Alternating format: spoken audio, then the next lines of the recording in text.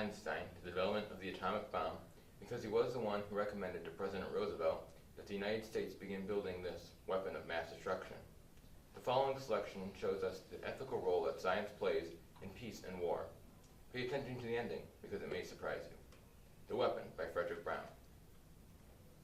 The room was quiet in the dimness of early evening. Dr. James Graham, key scientist of a very important project, sat in his favorite chair, thinking. It was so still that he could hear the turning of pages in the next room as his son leafed through a picture book. Often Graham thought about his mentally arrested son, his only son. The thoughts were loving thoughts, of course, not the bitter anguish he had felt years ago when he had first learned the boy's condition. The boy was happy. Wasn't that the main thing? And to how many men is given a child who will always be a child, who will not grow up to leave him? Certainly that was rationalization, but what was wrong with rationalization? The doorbell rang. Graham rose and turned on the lights in the almost dark room before he went through the hall to the door. He was not annoyed. Tonight, at almost any moment, any interruption was welcome. He opened the door. A stranger stood there. He said, "Dr. Graham, my name is Neiman. I'd like to talk to you. May I come in a moment?" Graham looked at him.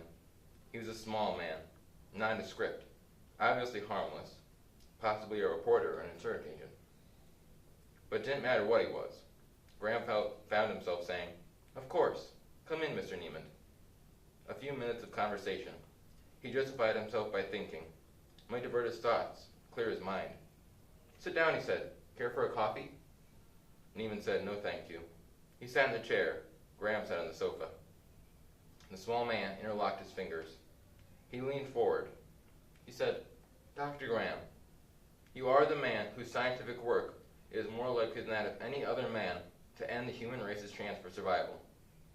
A crackpot, Graham thought. Too late now. He realized that he should have asked the man's business before admitting him. He'd be an embarrassing interview. He disliked being rude, yet only rudeness was effective. "Dr. Graham, the weapon in which you are working." The visitor stopped and turned his head as the door that led to a bedroom opened, and a boy of 15 came in.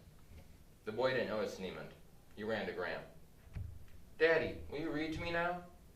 The boy of 15 laughed the sweet laughter of a child of 4. Graham put an arm around the boy. He looked at his visitor, wondering whether he had known about the boy. From the lack of surprise on Neiman's face, Graham felt for sure that he had known. "Harry," Graham's voice warm with affection, "Daddy's busy, just for a little while. Go back to your room. I'll come read to you soon." "Chicken Little? You read me Chicken Little?" "If you wish. Now, run along, Harry." "Wait, this is Mr. Neiman." The boy smiled bashfully at the visitor. Neiman said, "Hi, Harry." Graham, watching, was sure now that Neiman had known, and the smile and the gesture were for the boy's mental age, not his physical one. The boy took Neiman's hand. For a moment, it seemed he was going to climb into Neiman's lap, and Graham pulled him back gently. He said, "Go to your room now, Harry."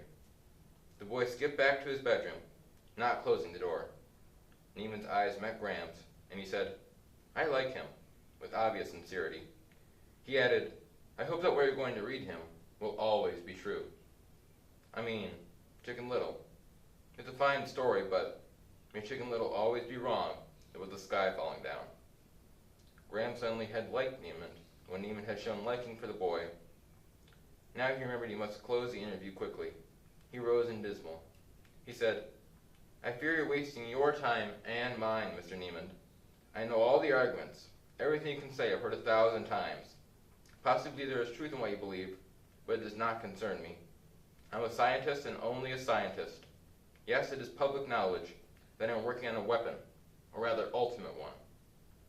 But for me personally, that is only a byproduct of the fact that I am advancing science."